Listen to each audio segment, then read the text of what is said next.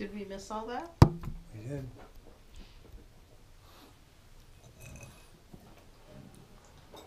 We missed all that, you have to say. Okay, let's keep going.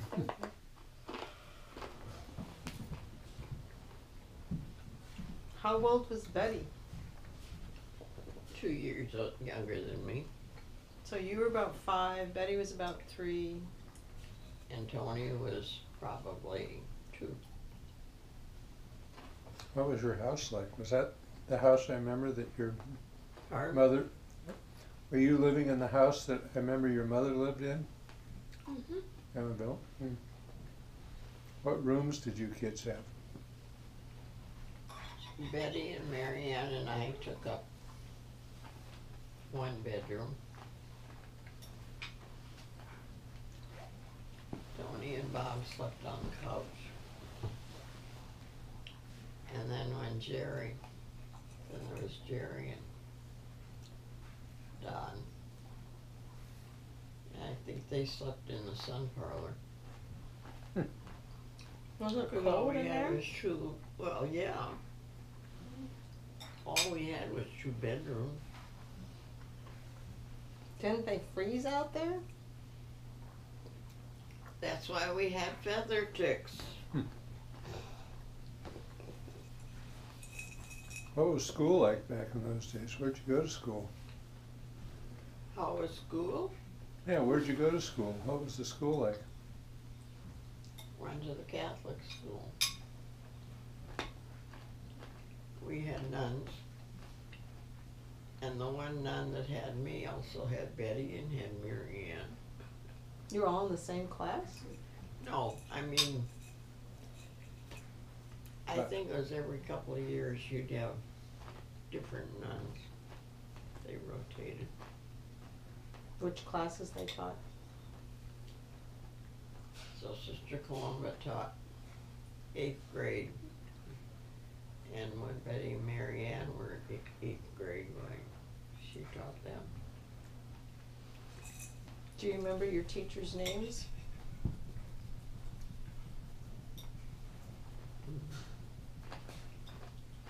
Sister Columba. I don't know who taught me first.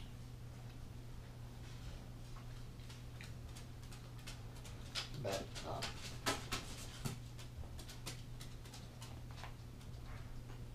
I went to kindergarten and I picked up English and all the reading and writing, so next year they put me in 2nd grade. Oh, so you didn't go to kindergarten 2 years. You went to kindergarten 1 year and then skipped 1st grade? Yeah. Because I was in the class. I think they only had 2 or 3 rooms, so they had the kids split up. Different grades. So like in 1st grade, you probably had 1st, 2nd, and 3rd. 4th, 5th. So being the Six. oldest, did you have responsibilities for the younger kids? As time You know went what? on? I don't have my hearing. Oh. So since you were the oldest, did you have responsibilities for the younger kids as time went on? I mean, for like, I don't know, dressing them or... Did you have to take care of the babies? Not that much, I don't think. I'd have, when I'd take them for a walk, when we go to see Bubby, then, Why did you do that? Because I don't think it was looking at her. It was. It was getting you too. I didn't want it to get me. Anyway, go on. What? so when my mother, shortly after she had me, she had TB for 6 months. So Bubby raised me, and that's why I spoke Bohemian, because she couldn't speak English. Okay. So I remember going across Broadway and 2 blocks down Oak East, and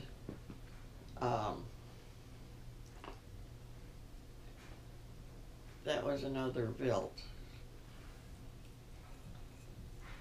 And Jenna and Bubby had one Chicago paper. It was Denny Lussatel.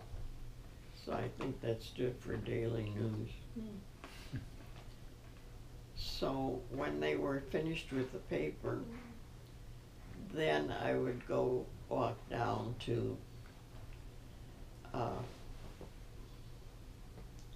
don't know who, I'm not too sure who, I think their names were Vilt too. And we called her Majina. And it was the old Bohemian way of the long, high board fence. Mm-hmm. And that was where they kept the geese. Mm. So you would have to open the gate as soon as you did, the geese came. So I'd hurry up and back out because they were probably as big as I was. So I'd just stand there at the gate and I'd yell, Majina, Majina. So she'd come and get me and she'd take her apron and shush the geese out of the way, take me in the house and give me some milk and cookies or college. Then when I was finished, she walked me back. But all the gardens were surrounded with this fence. And after the vegetables started coming up, they would let the geese get in there. And the geese would take care of the weeds. How did they know not to eat the vegetables? I think the vegetables were bigger. I don't know. So they waited until the vegetables got big enough and did the weeding, and then they let the geese in to pull out the little... Yeah, and they left the bigger plants. What they were more interested in was the weeds and the roots, I think. Hmm. Fun. So. And I can remember one time I was acting up, and I think I told you this. It's a good story. Tell it again. That's okay. My It's a mother good story. put me in the closet till she got Betty and Tony settled down, and then she let me out. And I thought, she knows I'm afraid of the dark. Why did she put me in here? I can remember thinking that, and so I thought I'll show her. So I pulled everything down off the shelves, because there was a set of shelves, and then in front of it was a clothes rod. And all along the sides were hooks.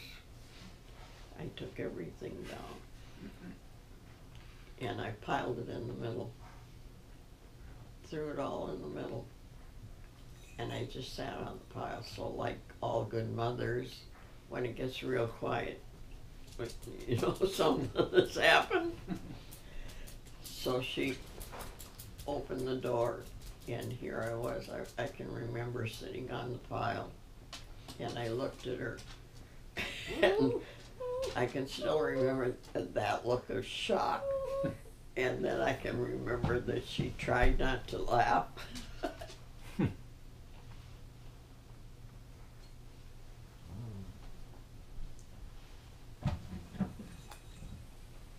So I think she was probably took that advantage of that and cleaned out the closet. So do you remember any exciting events while you were growing up? I mean, with your siblings or with your parents, or did you move, or did your father change or mother change jobs or anything? Or big No, events? my mother always worked in the house. Yeah. What about your father? Where did he work? He worked in mine, and he was looking to get on as a regular. So finally, once in a while they'd call him, and we'd have to run around the neighborhood and see if we could find him, because working in the mine was a good paying job. So I know at one time he brought a truck and he went to Chicago, and he'd pick up things and bring it to the merchants. Or he'd take something into Chicago. And it got so after a while,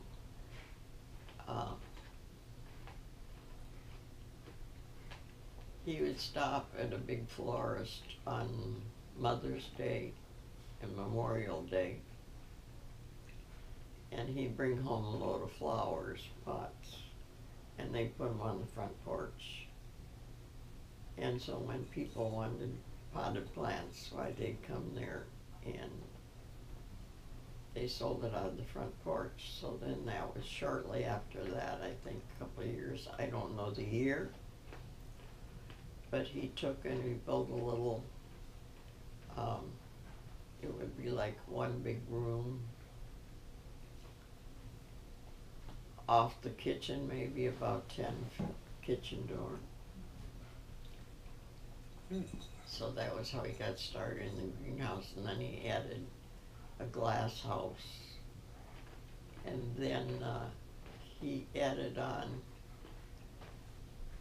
what we call the pit, because you'd have to go down 4 or 5 steps, and that was where he raised mums, because they liked it cold, and carnations, and and sweet peas.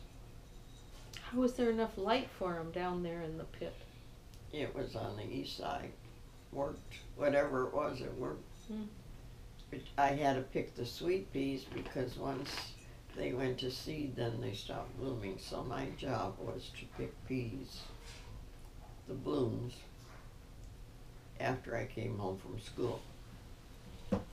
And then I also had to, then he showed me as I got older how to debud carnations, because you would take all the carnation buds off the stem except the top one, and then you got the nice big carnation. And for them to grow straight, you had to build a series of, you'd have framework up at each end of the bench, and then you would have wires going from one end to the other, and then he'd cut a bunch of strings, and I'd get on one side, and he would make like a netting of maybe 4 or 5 inch squares. And one day I went with him to Chicago, and we stopped at, what the heck was that? It was a big greenhouse. It wasn't Schaefer's. Nelson and Holberg. And so my father. How old were you? I don't know, I had to be in grade school. What were you driving? Hmm? What were you driving? What kind of vehicle? A car, a truck, or? He had a panel truck after a while. And when he had the first car, when he brought his first car, it had velvet upholstery in the back. Ooh, ooh. Yeah. And it had, you would release this button, and you'd have a velvet shade would come cover the window. Ooh. Do you know what model car it was? What? No, it wasn't a Model T. I don't know what kind it was. Well, you were talking about going to Chicago with him? Well, after when he'd go to Nelson and Holbert and he had a panel truck after a while. And then he was talking to, what the heck was his name? I can still remember, because when I brought the greenhouse, the guy was still working there. And my father says he's got these beautiful carnations, and and I would be debudding them, but when it was time for the main stem to burst into bloom, there was nothing there. So he told him, he was asking my father, what do you do and how do you do it? So they came to the conclusion that you would have mice in the greenhouse, and they would go down these wire strings and the strings, and they'd get at the carnation that's resting there, and they would eat the bud. So he wasn't going to have any flowers. So then we had a cat. Cat took care of the mice, huh? Yep. But I still had to cut the carnations. Help debud carnations and pick sweet peas, especially around. Why wouldn't he want them to go to seed? Why would he take all the blooms off? I mean, what was the point of them if you didn't want the seeds? He was growing them for cut flowers, the carnations. But what about the sweet peas? The sweet peas you used for corsages. But if you were taking all the blossoms off. No, I would cut the stems. Oh. I didn't take the blossom. I debedded the carnation. Okay. Got it. So I must have been about 5th grade because that's what I remember. And then after a while, he brought the other quarter of a block from his grandmother, because Grandma Swartz lived there, and she was getting old and senile. Grandma who? Schwartz? Grandma Swartz. That was his grandma? His name wasn't Vilt? No, this was... His name was Vilt. And his grandmother was Grandma Schwartz, one of them. Oh, his mother's mother, I see. No, it would be my father's... Mother. My father's grandmother. Yes. Yeah. Her father's mother's mother. Yeah.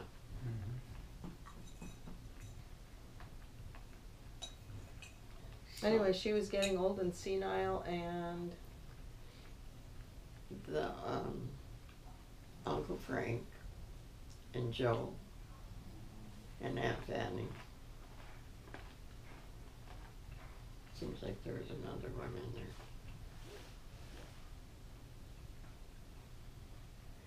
Anyway, they were in my grandma Vilt. So that's 5 of them, right? Okay. So they decided that they would take turns taking care of Grandma Swartz. But she got to be such a handful that they finally put her in a nursing home. And so my father decided that he should buy, because she lived on a quarter of a block, and this little old house was, they were afraid she'd either burn the house down, or she'd come over. I could see her coming over and talking to my mother, and she wanted to know if Mary had any coffee, because the boys would be coming home, and she didn't have any coffee for them.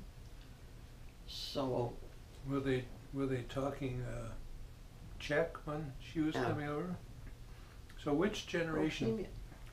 Which generation? They were Czech on both sides. Well, which generation came directly from Europe? My grandfather, Jetta, we would call him Jetta. Did your father's grandmother Schwartz come directly from Europe, or was she? I didn't know that much about him.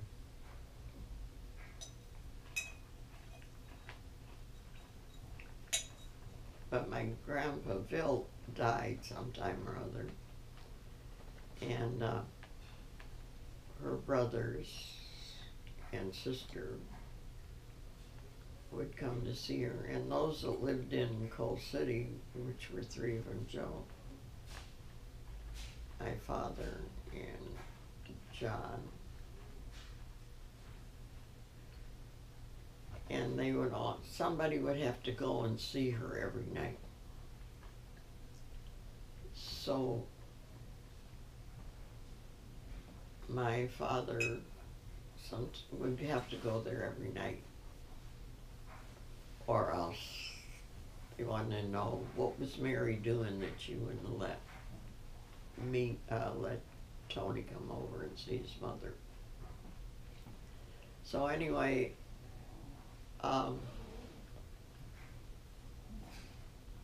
my one sister, my father's one sister, Bessie, lived out on a farm. And they would come into town once a week on Friday. And Uncle Reed and Bessie sold her eggs. And she'd do grocery shopping. And then they'd come and see Grandma Vilt. So that would be Bessie's mother. So Uncle Reed would have papers, and he never went in the house.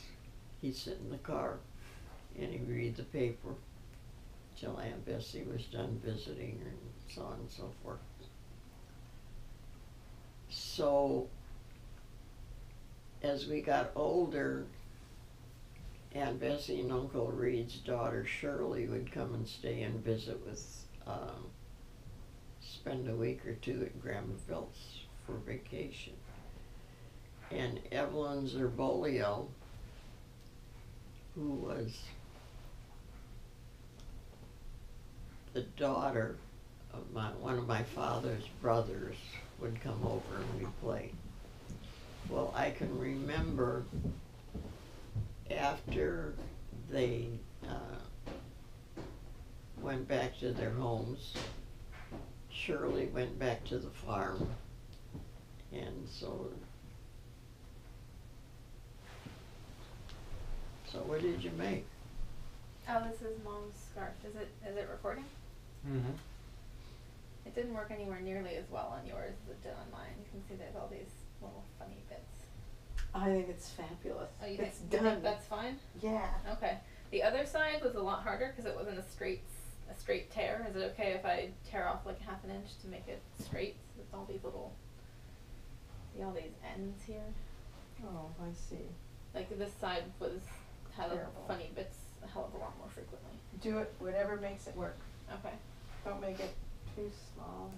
Well, this is how wide it is right now. Okay. Okay. Thanks, sweetie. Sorry, Mom. So they'd come over and play with you? And you were talking about your cousin, Evelyn Zerbolio. Zerbolio? Evelyn Zerbolio and Shirley Carter. And maybe once or twice a summer, as we got older, we would walk, I think it was 2 or 3 miles out to the country to Carter's, and we'd play at the farm. And they had no workhorse, and Shirley's younger brother, Clyde, he'd say, "Come on, we're gonna ride the horse." So we would ride the horse bareback. Of course you would. Of course, there wasn't, And when the horse would get tired, then he'd head for this tree that was alongside the fence line, and it had a low branch, and so if anybody was on it, so when it would go there, we'd hear Clyde yelling, "Duck, duck, 'cause he's heading for the tree, he's gonna sweep you off." So then after they fed us supper, then they drove us back to I think it was Tony, Betty, and I. And they drove us back to town at night. So we did that once or twice a year for a couple of years. Oh. But I mean, you know, everybody had a phone a party line. So as we were going down the road, I found out later, they would call Aunt Bessie. I mean, they alerted everybody. What was going on? Yeah. So as I went by, we went by each house. Yep, they just left. Yeah, they're going down the road. Here they come. So, what was the community like then? Were there groups of people that sort of hung together, or? Oh yeah, in Coal City, you had the Italian district. Little Italy. That was Eileen. I don't know what was in Carbon Hill. Carbon Hill was a mixture of everything. And then were the Czechs, where they call that Goose Alley. And was it like a couple blocks, or was it? Oh yeah. And so maybe. We were the last street in Coal City that was west. There was one block more, but it went to the end of the street. There was a drainage ditch there, and so the street ended there. So roughly how many families? Maybe 10 or 20 or? Oh no, there was more than that. More than that, 50? I think it had a population of at least 2,000 or 3,000. 2,000 or 3,000 in all of Coal City, or just? Yeah. So I was just talking about just the Czech. Just in Goose Alley. Just in Goose Alley. In Goose Alley. Maybe about 20 families. Okay. And in the Italian area, roughly the same, or bigger, or smaller? I don't know that much about that, because when Jean's sister got married, Jean's mother complained that she became Italian. Rome took her daughter away from her. I see. So I have a hard time coping with the mentality of mothers of sons. No, we're not going there, Mom. It's okay. Well, I mean, they were all like that. Their sons could do no harm. We have to back up Mom's phone. No. Why? Some other time. Yeah. So you kept growing up. You eventually, was the high school the same Catholic school? Did you go to high school? No. Oh, there was a different high school? There were 3 schools in Coal City. Uh-huh. There was the Catholic school, the South Side school, and the North Side school. The North and the South were public schools. So when we were in grade school, if we had baseball games against each other, then you would also, you'd play, you know, the South Side school. We didn't like to play the South Side school because it was bigger. They had more kids. They had real good hitters. And there was one time when our playground was, I'd say, a block long. And then there was the alley, and then the next street was the main drag, called Broadway. So we had 2 or 3 baseball teams going. We had the girls way down at this end. The boys had the prime place. There were more of them. And then some kids would try to get a team going between the girls' team and the boys' team. Did you play baseball? Yeah. What position did you play, do you remember? In the outfield? I played all positions. Yeah. How long did you play? How many years were you? All the time I was in grade school. Really? Once I could hold a bat and I could hit the ball. So when did grade school end? How many years? Was that sixth grade? Eighth grade? Eighth grade. Yeah. And then where did you go? Then you went to the high school. And the high school was? About 3 blocks further from my house. And what was it called? Coal City High School. And that was it? Just one high school for everybody? How many students were there? We had about 30 in our class. 30? Wow, that's pretty small for 2,000 people. Well, you also incorporated the kids from the country schools. Well, wouldn't that make more? 30 is not very much. No, but when you figured that in my class there were only 4. Oh, that's a lot then.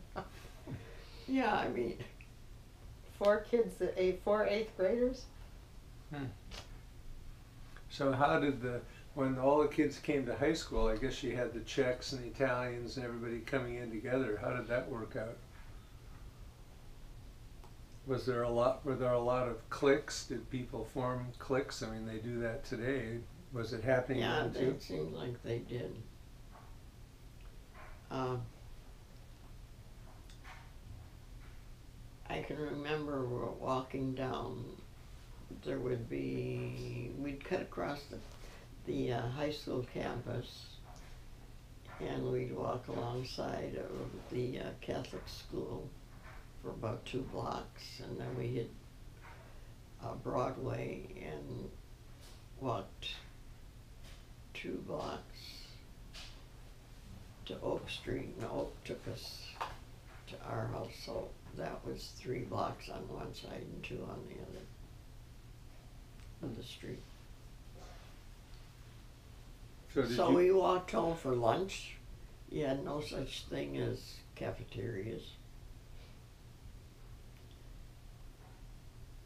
So you'd really walk fast because you only had an hour. The farm kids were allowed to bring their lunch. They'd eat it at school? Yeah. Nobody else was allowed to bring their lunch? Well, they didn't exactly frown on it, but it seems like It was easier to go home.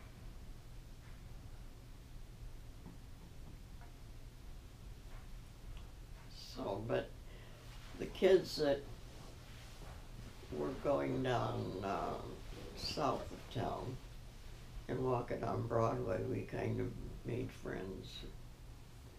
North Side kids, which were from the North Side school, they kind of stuck together. Is that where you were from? Which north side or south side? No, she I was was from in the the Catholic Catholic school, it was in the Oh. middle of town. Did you have any particular friend groups that you hung out with? Some girlfriends or something? Or? Well, yeah, there was Irene Fatty and Anna DeVito. And then 2 boys, Joe Chalupo and Joe Fletty. One of them dropped out. How long did you hang with that group?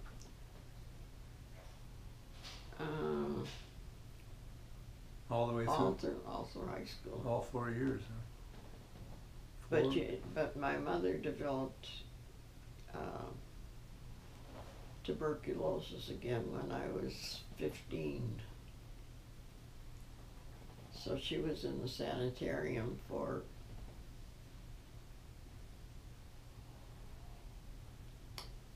3 years, trying to figure out. 3 years? Yep, 2 years. So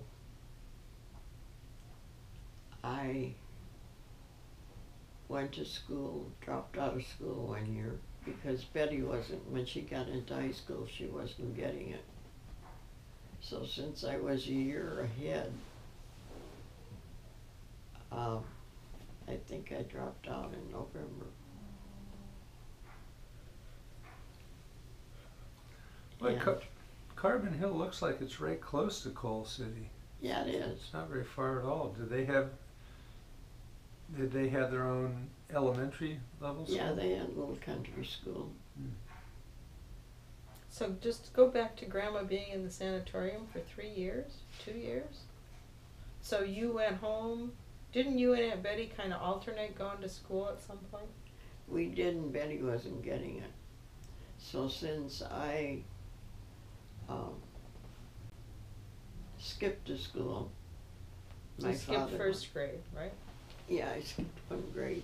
So I was probably the youngest kid. No, the one that was younger than me was Shirley Cushing, and it was because her mother was a school teacher in a little country school. Mm. So as she picked up as, Everything. yeah, because all 8 grades were in one room. Yeah, yeah, yeah. So she was the youngest and I was the next one. So we always had this thing going in class, you know, who would get the highest. So, but it was fun. And then did you have to stay home for a while Betty? Well, then I stayed at home, and then the next year, when she was still in the sanitarium, my father went to see the principal, and they scheduled all my classes in the morning. So my father would come home from the mine at 7 o'clock in the morning, and he would watch Donnie and Jerry. And I went to school, and when I got home at lunchtime, then he went to bed shortly after. So this is when he was working in the mine before the flour business started up? He was working in the mine and he had the flour business. Oh, both. So if you had a lot of funeral work, the phone was in the house, and so that was where we wrote all the cards out. And one day, I can remember one year, my mother had surgery because she would get well so far and then she wouldn't progress anymore. So what they did was they took out, I think, a couple of floater ribs or something, collapsed the lung. Wow. So then the lung got a rest. So then when she came home,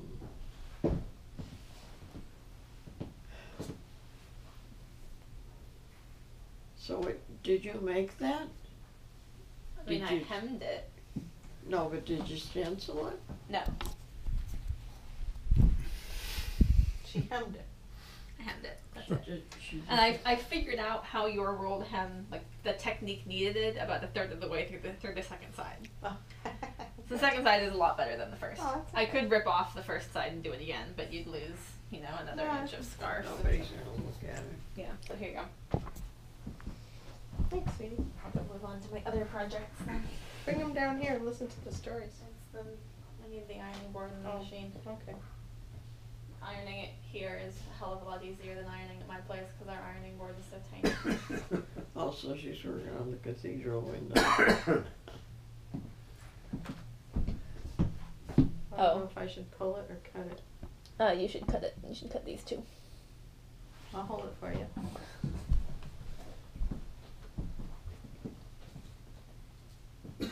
The only way I've Should I found tie a knot on it first? No, you don't have to. The only way I found to make the starting edge work, because it doesn't start curving right yeah. away, so you have to start a little ways in, Yeah. and then I go back, and on the opposite side I start, that was where I started, and then went to the end, and then came Got back at the end, so. Okay. Anyway, so Grandma had an operation that took out a couple of ribs so that her It lung took would out collapse. a couple of ribs and it collapsed the lung, so then the lung could heal.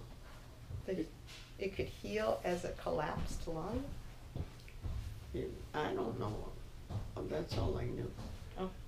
Gosh, I remember your mother, when was she, in her 80s or something when My mother died in 97. yeah, but I remember She was visiting in her her 90s, so she died. in her 90s, and she seemed pretty hale, and at least she had a good sense of humor anyway. Did that lung open up again? I mean, how does it collapse to lung? What do you do with the collapse? I don't know that much. Oh, okay. Okay. So when was that? That was when I was in high school. And then she got Better? better, she came home and She came better and she couldn't get better anymore, so they sent her home more or less to die. But when she got home, all of a sudden, She was fine. she got better. yeah, and she still had to go for checkups. Hmm. But gradually, it healed itself. So Wow. maybe being in there, because she had complete bed rest. And on Sunday, Betty and I were the only ones that were old enough to go in to see her. Because you couldn't go in. So on Sundays, my father would go there after I fixed dinner, and Betty would take care of the kids. And my girlfriend and Ormel Isaac, we would go and we would visit with my mother in the afternoon, and my father, and then we went out for hamburgers, and then my father dropped us off at the skating rink, because there was a skating rink there in Ottawa. And In Ottawa, is that a nearby town, or Ottawa, Illinois, is that where the sanatorium was? and it was alongside the river. And you had this big furnace in each room. There were two to a room, two patients to a room. And they would, somebody came and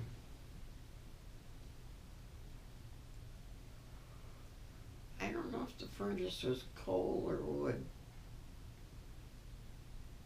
but they would open up the windows, kick up the furnace, and throw a couple more blankets on, and you slept there.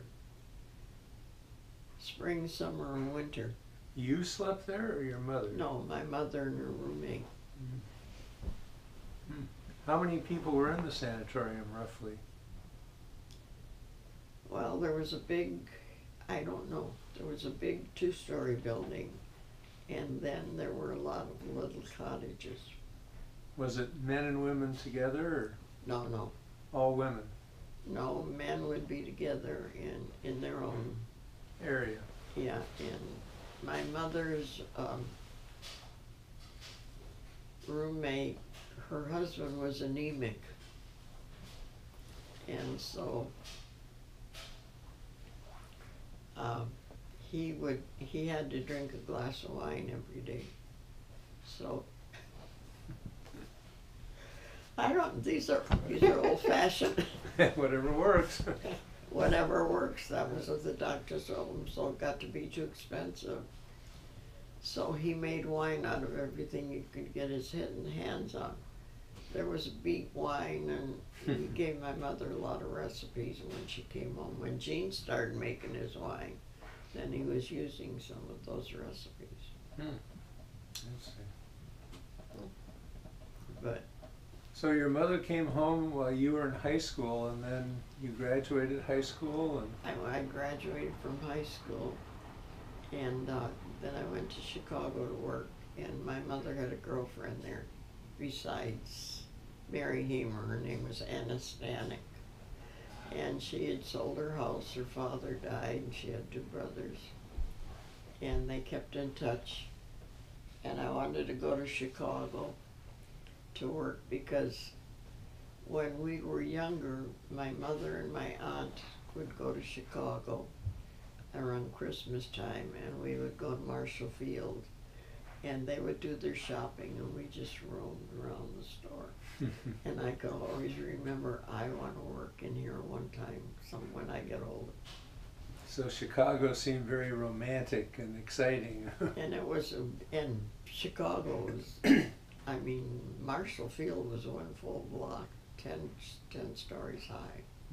And then not only that, but across the street from my mother's house was different Swartz, no related.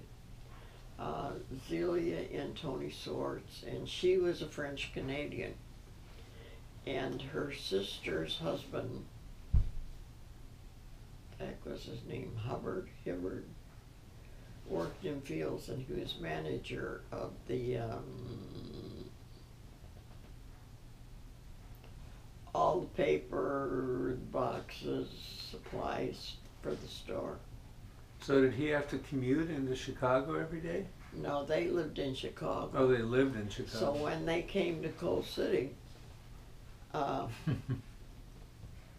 his secretary would call, or sometimes he would call, and my section, which was on the 4th floor, and the first time I wasn't in the office, and I came back, and Miss LaRue, who was worked in the office with me, was all excited. Mr. Hubbard called. You gotta call him back. I says, oh yeah, well call him back. I says, I will. And she says, you know who he is?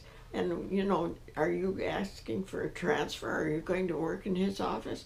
I says, no. His sister-in-law lives across the street from me, so they must be going to Coal City, so they'll give me a ride and bring me back. And I don't have to take the train. So I can still remember her. And so anyway, so I worked there, and then my father decided he was going to Well, what department were you working in? infants wear and children's furniture And how long did you work there? until I got married. And is that when you had that group of girlfriends that we saw in the picture? Uh-huh. Yeah, we'd go to the opera, and Fun. on Monday, of course, we went under students. Discount. SLO? Yeah, it was on Monday. Mhm. And Where were they you? always loved to go out for chicken. Where were you living then? Anna Stanek, my mother's roommate, You were living in an apartment or something, or? she she's sold living her in the house. house of somebody that's a friend of her mother's. So my mother, when she grew up in Chicago, they must have lived someplace close to them. I don't know how close or what. And my Aunt Yellow lived in, she worked for Kucheras. He was an insurance guy. And seeing as how she could speak Czech, they lived in that Czech part of Chicago. And what was I going to say?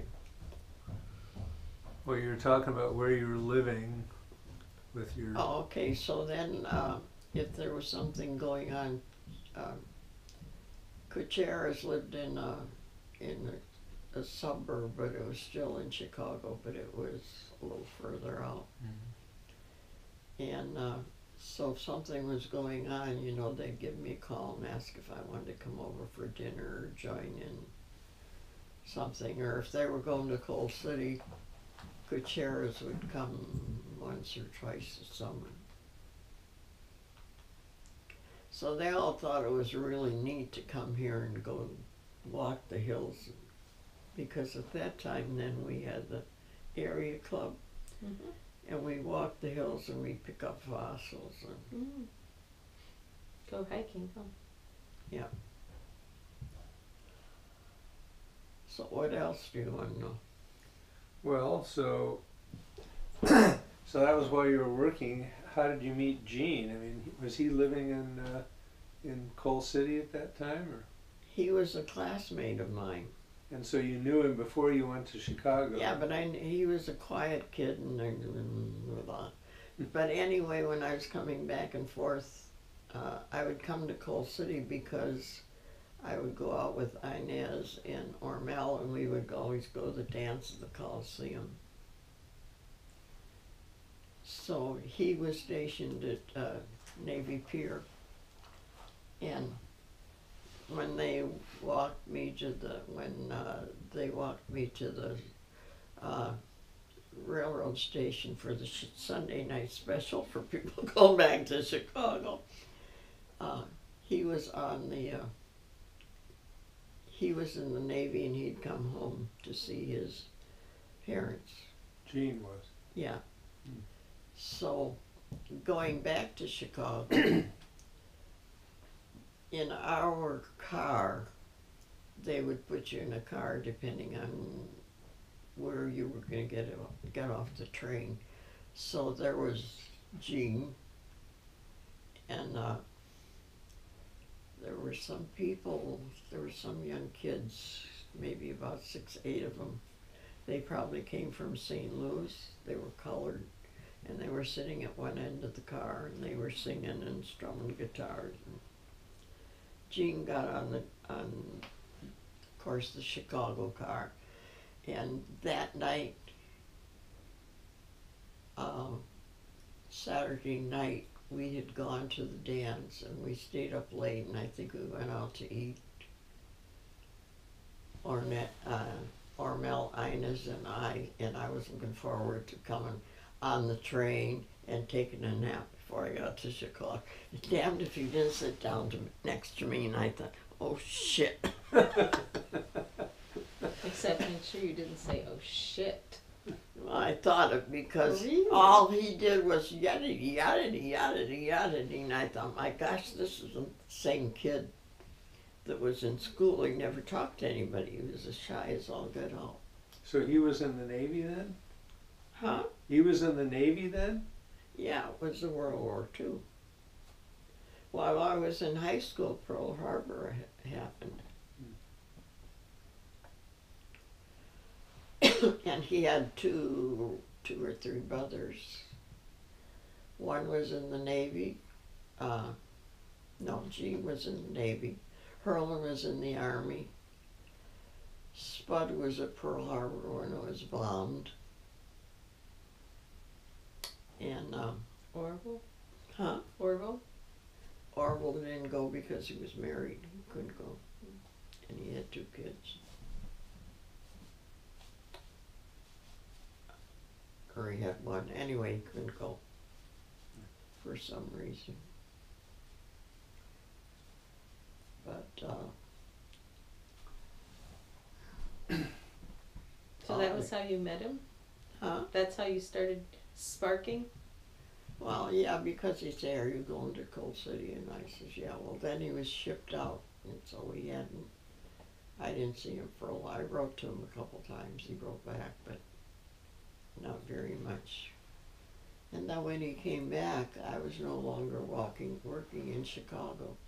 My father wanted to open a flower shop up in Wilmington, and so I quit my job and came home.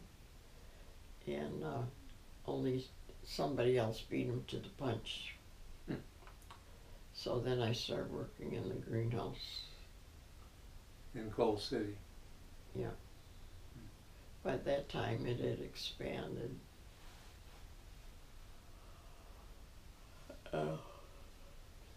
So what about the story of Dresden?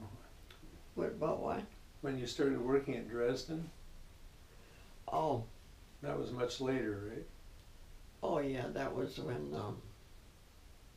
For Pete's sakes, I was in grade school. you were cooking, I doing the know, cooking. I was in 7th grade. Yeah. It was And not so long but ago. I was Just the other day. president of Mother's Club. I'd been secretary, treasurer. Because the kids went to the Catholic school, and so it was like they had a Mother's Club for the Catholic school, and it was a fundraiser. And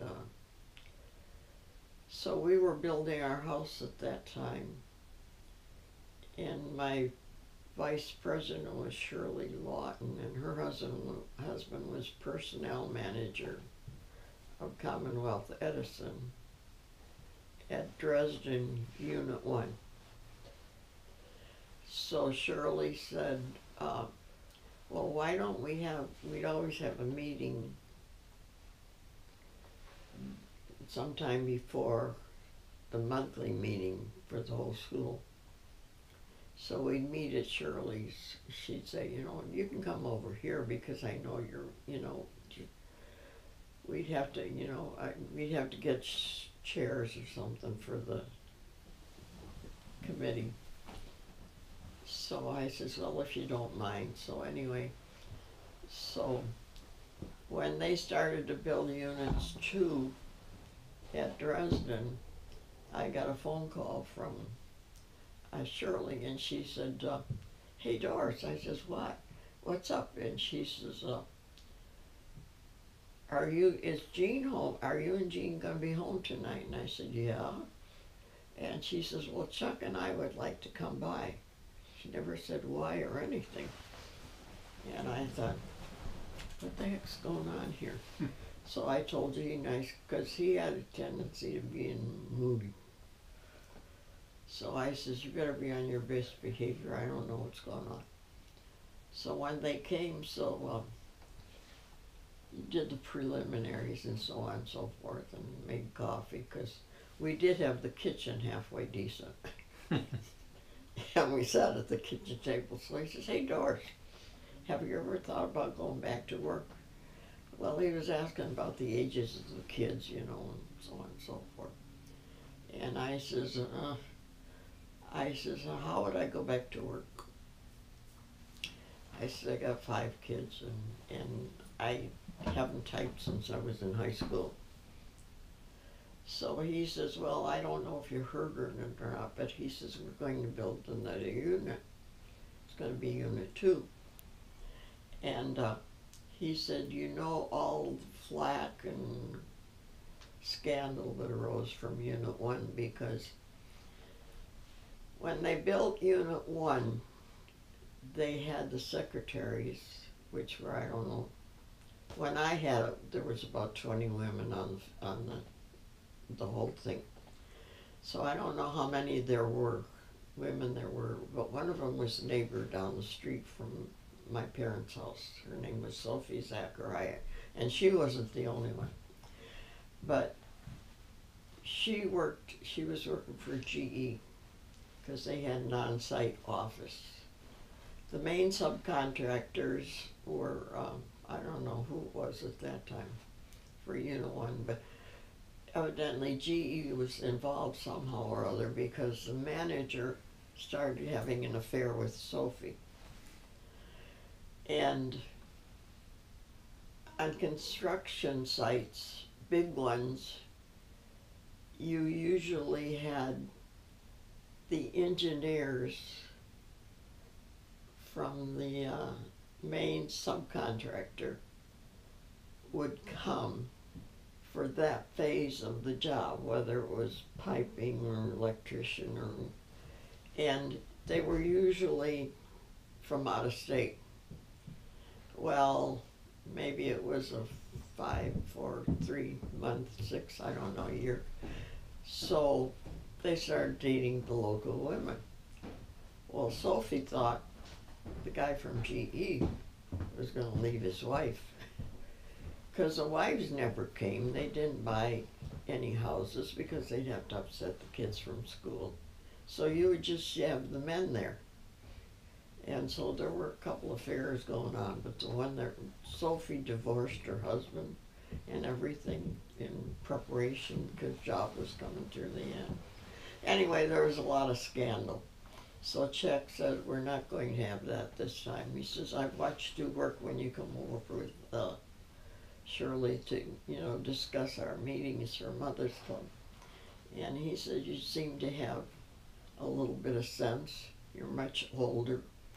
And he says, your kids are at the age now where they could probably fend, and you're only 16 miles away from home.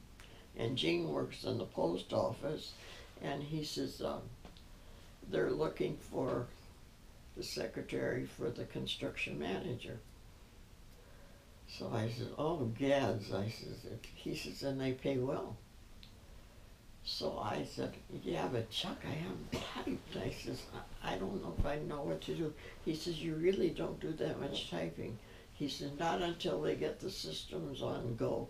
and they start on the procedures, and he says, we can always hire a typist. Okay, but he says, you got a good memory, and you know what you're doing. So he says, you can start. And he says, I think my wages were $20 an hour. I was getting the same thing as the Gopher boys. But it was still good pay. So he says, well, you and Jean talk it over, but he says, I could guarantee you that you would get the job as soon as you meet the construction manager and he approves. But he says, we are looking for a lot of the secretaries ourselves because we don't want any more crap like they went on with Unit 1. So I says, well, so at that time, we had the house payment. There were 3 or 4 car payment and some kind of, anyway, there was more. 2 of them, well, Carol and Linda were in high school. Well, Grannies. yeah, but the thing is, there wasn't enough pay. Jean's paycheck didn't cover. So he says, well, you think you could go to work to handle it? He says, I could help you. Who could So help? I thought, Jean. Oh, So I thought, that'll be a first. So Jean was there, and during this discussion, he said, Oh he could yeah, help? because Chuck says there's no sense in talking to you because you got talking over with Jean. Mhm. So he says,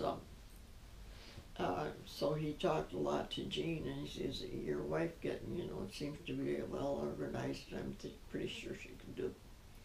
So he says, it'll be a trial and error, for the first 6 months, for the first 6 weeks. And you'll only work a half a day. I'll be there at 9 and I leave at 1. So I was doing all kinds of stuff. And I says, I don't know how to type that good. And that was my main problem. The only thing I really typed were the personnel letters where everybody got raises because I kept my mouth shut. And So you worked that first 6 weeks, and that went okay, and then did you keep working it after went that? okay. Yeah. So he kept me. And then after a while they hired another girl for, the accountant moved down the site. And if somebody came to apply for a job and I knew them, 9 chances out of 10 they got it. So how long did you work there? 5 years. Oh. Because then they built Unit 3. Mm-hmm. And then when they built Unit 3, they brought in an office manager from Philadelphia. And one day he's going through the files and finally pulls over the wastebasket, and I thought, what the hell is he throwing out? So he came across, he was checking the files, and he came across a different number, and he didn't really read the letter that well. He didn't know what it was about. So everything with that number was going out. That was Unit 2. Well, then when Unit 3 came in, they gave it a different number. So then after a while, when Unit 3 got caught up with Unit 2, then it still had a third number. So with the nuclear power plant, you have to have Atomic Energy Commission. They want every piece of paper that pertains to that thing. So he was just chucking it out. And I said, you can't do that. And so then I explained it to him. So here we are. We dumped the wastebasket out on the floor. We're taking all the stuff out. Resorting it and filing it. Refiling it. So anyway, John Demeter came in and says, what the hell are you doing? And he says, she just saved my skin. So when he heard that Russ was throwing that out, he says, oh my gosh. So you worked there for 5 years? 5 years, and at Christmas time I got a bonus of cheapers I can't remember how much that was anymore. When you said you regretted not working longer, you quit or something, and you wished that you had worked longer? Who wished? Oh. What? You wished that you had worked longer when you stopped. You wished you had stayed on? No, then Mobil Oil was building on the river. Mm. So they were coming over, and units 2 and 3 were phasing out. The construction crews were leaving. At top peak, there were 4,000 men on that job. So, as it was getting finished and phasing out, then Mobil Oil was building, and they were coming and they were asking for girls. And a lot of them wanted me because I had my finger in everything, and I would know about construction, and they wouldn't have to start with fresh stuff. So I'd had enough of working by that time, and things weren't that great at home. So I thought maybe it was time I quit and pay attention. Maybe I could do something yet. But anyway. So what year was that? How old were the girls at that point? Well, what I did was I would get, I'd write out a lot of the meals. Oh yeah, I know. I'd have very detailed instructions about what I was supposed to do as soon as I came home at 3 o'clock. I had to cook. Mm-hmm. So Dinner had to be ready at 5. And that went on, you say, from when you were 7 until you were... No, what, 7th grade. seventh grade. 7th and 8th grade. 7th grade until basically the end of high school? Was Well, that I the 5 didn't. I years? couldn't do it in high school. Anita had to do it No. because I didn't get home until later. Mm-hmm. So Anita took over. And I think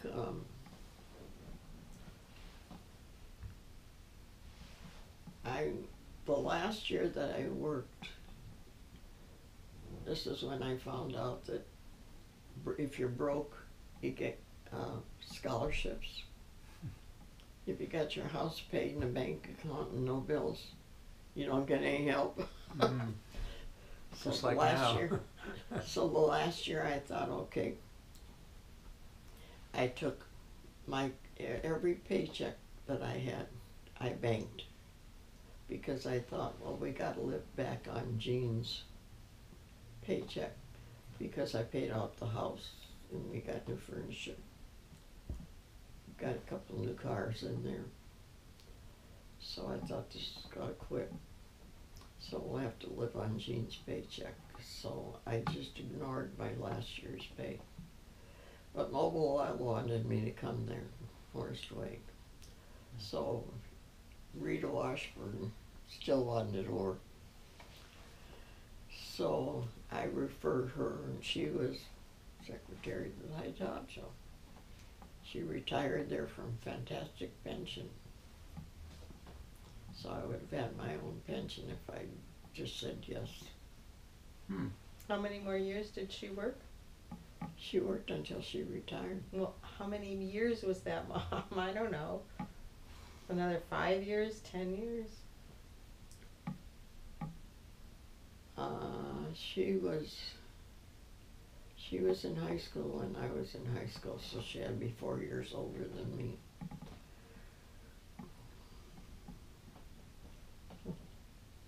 Oh well, doesn't matter.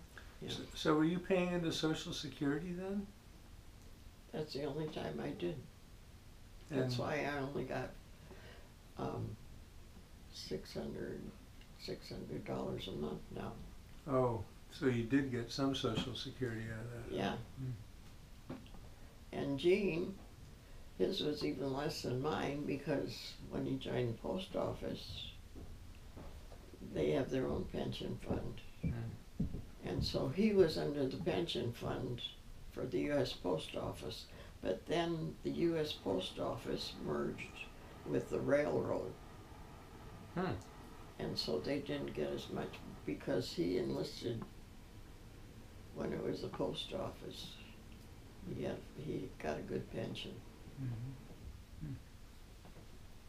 So. You done, or? I don't care. What else do you want to know? Well, then the girls went off to school, and I don't know. And yeah, Gene didn't want Carol to go. He says they're just going to get married. And Linda went, I think, 1 or 2 years. She went to Dresden. She worked for LK Comstock. Who did? Linda.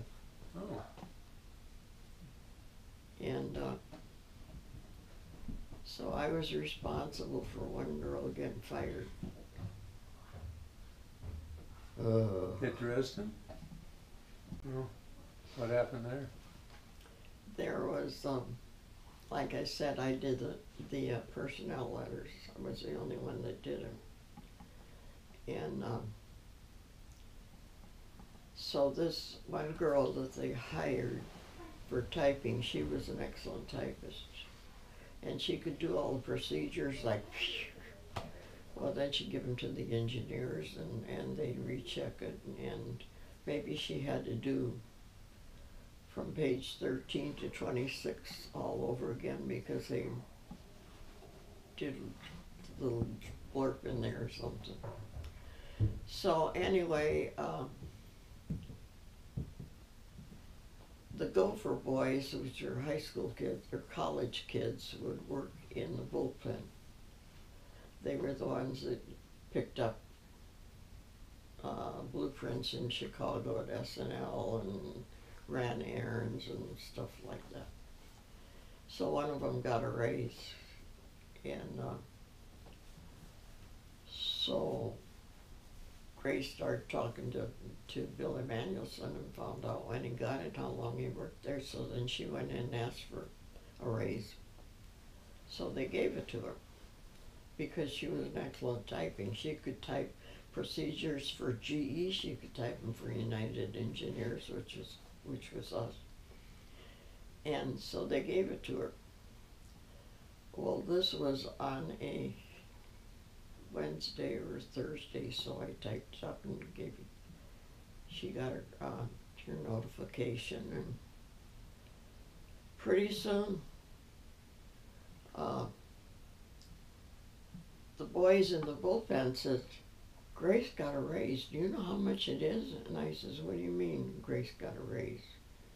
And so Bill started, he was talking, and then one of the others came up and says, yeah, she makes, and she's only been here, months. And then the girl from GE, Dorris Clark, well, she knew about raises because they had to be approved by GE. So she says, you know, Doris, Grace is telling everybody about her raise. And I said, she is. So then it was Friday night, and when Linda got home, she says, how come Grace Mahal got a raise and I didn't? And she did the payroll for about 160 guys. Who did? Linda. Oh. And I says, who told you? And she says, well, Bill Emanuelson, Grace is, and how much do you make? I said, none of your business. So I'm trying to find out all what happened. So then when Monday I drove to work. So I asked Grace, I says, who all did you tell you got the raise? And she says, I told everybody that was listening. I says, what's the sense of having a raise if you can't brag about it? So I says, Grace, in this place you get raises on merits. And I said, you're an excellent typist, and that's why you got it. But you didn't have to go and tell everybody about it. And she says, oh, and I says, I saw your daughter talking to you. I suppose she got one too, or she didn't get one, and that's why you're so mad. I says, that's neither here nor there. But I says, you did tell Bill and so. And she says, yes, I did. I says, okay. I says, I have to go in and see Bill Keene. And I says, and Demetric, and I says, all that, I will have to tell them. And I says, and then you can go in.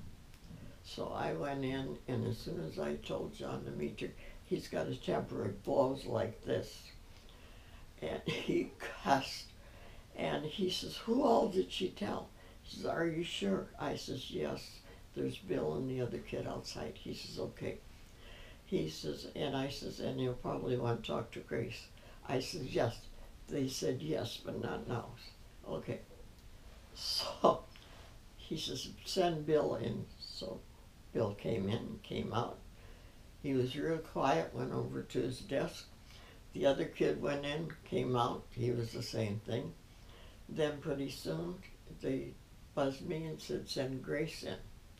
So I sent Grace in.